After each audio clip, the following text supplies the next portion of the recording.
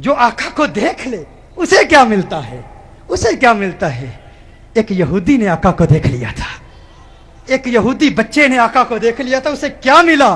ایک یہودی غیر مسلم بچہ ایک مرتبہ اس نے مدینۃ المنورہ میں کونین کے والی صلی اللہ علیہ وسلم کے حسین چہرے کو دیکھ لیا، آقا کے حسن کو دیکھ لیا، چہرہ والضحیٰ کو دیکھ لیا، آقا کی زلفوں کا اسیر ہو گیا، آقا کے پیار کو، آقا کی محبت کو، آقا کے عشق کو، چہرہ والضحیٰ کو، محبوب کے دیدار کو، محبوب کی زیارت کو، چہرہ یار کو آئینہ دل میں یوں اتار لیا، دل کے آئینے میں یوں اتار لیا کہ آقا کے عشق میں، آقا کی محبت میں ہر وقت روتا رہتا، گریہ زاری کرتا، آقا کو یاد کرتا۔ ماں باپ کا اکلوتا بیٹا تھا، ایک ہی بیٹا تھا، یہودی تھے ماں باپ اس کے، خود بھی یہودی تھا۔ ایک مرتبہ آقا کے حسن کو دیکھ لیا، آقا کے حسین چہرے کو دیکھ لیا، آقا کی بارگاہ میں اس کا سودا ہو گیا، بازار مصطفیٰ میں آقا کا دیوانہ ہو گیا، آقا کا عاشق ہو گیا۔ ماں باپ کو بتایا نہیں، ماں باپ کو اطلاع نہیں دی کہ میں حضور کا عاشق ہو گیا ہوں، حضور سے محبت کرتا ہوں۔ چپ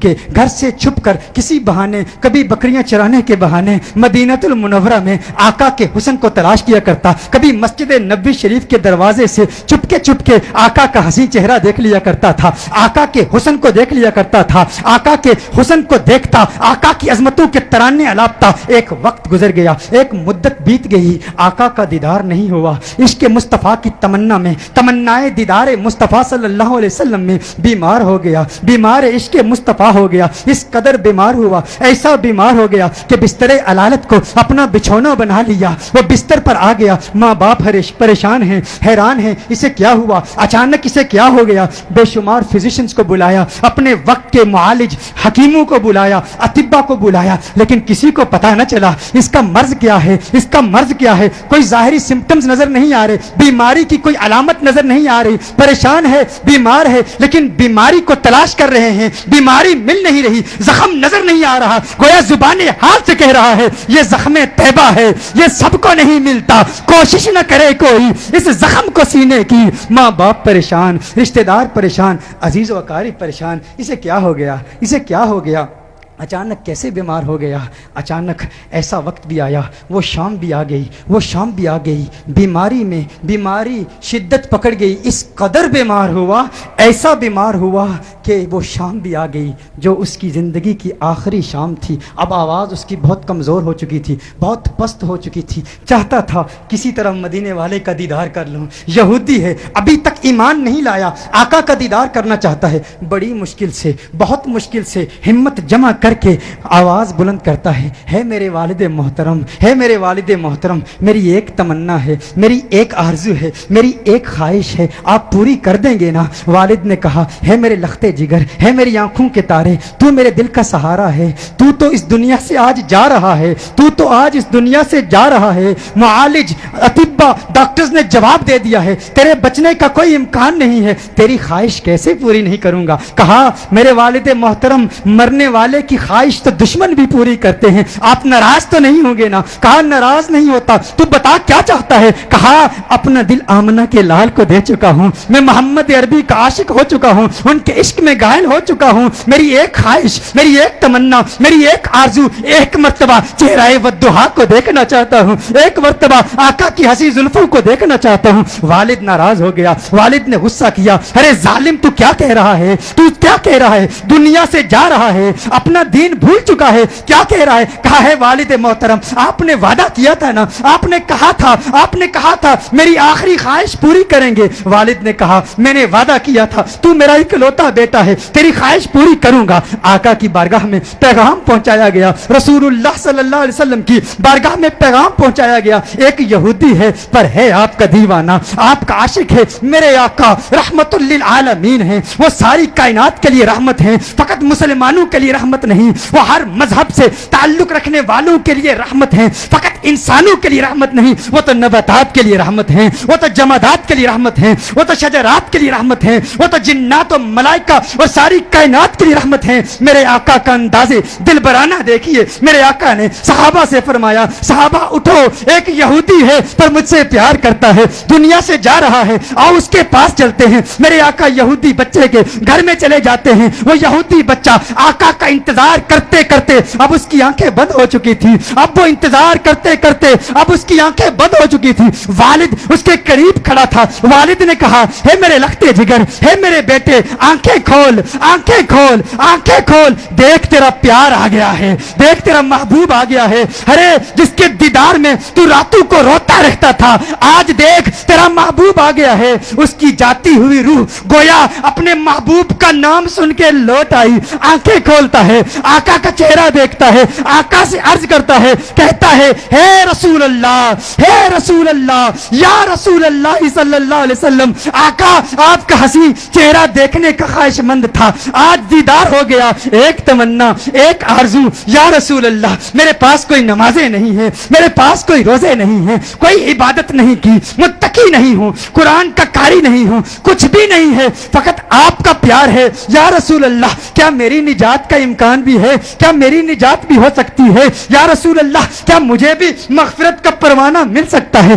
آقا نے ارشاد فرمایا, ہاں کلمہ توحید پڑھ, میں تیری نجات کی ضمانت دیتا ہوں. وہ آقا کے قدموں میں گر جاتا ہے, آقا کے قدموں میں گر جاتا ہے, آقا کے قدموں میں گر کے کہتا ہے, قبر سے, منزل قبر سے لے کر دخول جنت تک آپ کی ضمانت پر کلمہ پڑھتا ہوں. کلمہ توحید پڑھتا ہے, جان اللہ کے سپرد کر دیتا ہے. والد نے کہا, یا رسول اللہ صلی اللہ علیہ وسلم اب اس کی میت مسلمانوں کی امانت ہے, اہل اسلام کی امانت ہے, اب اس کی تجہیز و تکفین کی ذمہ داری آپ کی ہے. جب جنازہ تیار کیا جاتا ہے اس عاشق کا, جب جنازہ تیار کیا جاتا ہے اس دیوانے کا, اس عاشق کا جنازہ مدینہ المنورہ کی گلیوں میں گھمایا جاتا ہے. ہر طرف اسی عاشق کا چرچا ہے, ہر طرف اسی عاشق کے تذکرے ہیں. مدینہ المنورہ کے مضافات سے لوگ جمع ہوتے ہیں اس عاشق کا دیدار کرنے کے لیے.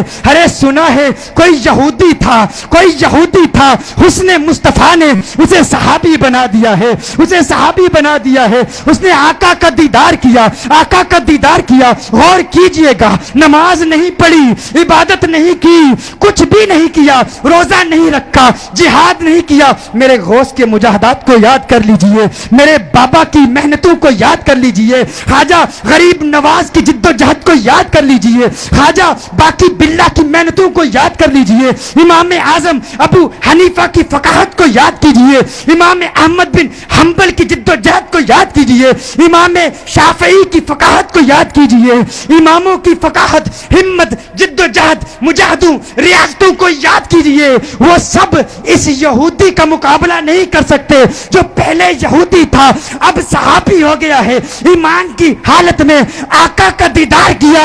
یہ غوث اعظم سے بھی بڑا ہے, یہ خواجہ غریب نواز سے بھی بڑا ہے. سب دیکھنے کے لیے آئے ہیں, دیدار کریں اس صحابی کا جس نے فقط ایک مرتبہ آقا کو دیکھا اور ایسے بلند و بالا اور فو اعلیٰ مقام پر فائز ہو گیا. اچانک اس کے چہرے پر سے کفن اٹھایا جاتا ہے. صحابہ یہ منظر دیکھ کر حیران ہو جاتے ہیں کہ اس کے چہرے سے نور کی کرن نکلتی ہے, آسمان کی طرف پھیل جاتی ہے. سارے حیران ہیں. وہ صحابی جو پہلے یہودی تھا آقا کا دیدار کیا, ایمان لایا, اب اس کی میت مسکرا رہی ہے, اس کے چہرے پر, لبوں پر تبسم نظر آ رہی ہے. سب حیران ہیں. ایک عجیب و غریب منظر صحابہ نے دیکھا. صحابہ دیکھ رہے ہیں کہ آقا پاؤں کے پنجوں کے بل چل رہے ہیں, پنجوں کے بل چل رہے ہیں, آقا یوں چل رہے ہیں. صحابہ عرض کرتے ہیں, یا رسول اللہ صلی اللہ علیہ وسلم اس کی کیا حکمت ہے؟ آقا نے ارشاد فرمایا, عالم بالا کے فرشتے میرے اس عاشق کو دیکھنے کے لیے اس تعداد میں آئے ہیں, اس کثرت سے آئے ہیں, زمین پر پاؤں رکھنے کی جگہ نہیں ہے, پنجوں کے بل چل رہا ہوں. میرے آقا صلی اللہ علیہ وسلم اس عاشق کو جنت البقیع میں لے جاتے ہیں, خود اپنے ہاتھوں سے اسے دفناتے ہیں, اپنے ہاتھوں سے اسے دفناتے ہیں. صحابہ منظر دیکھتے ہیں, حیران ہیں.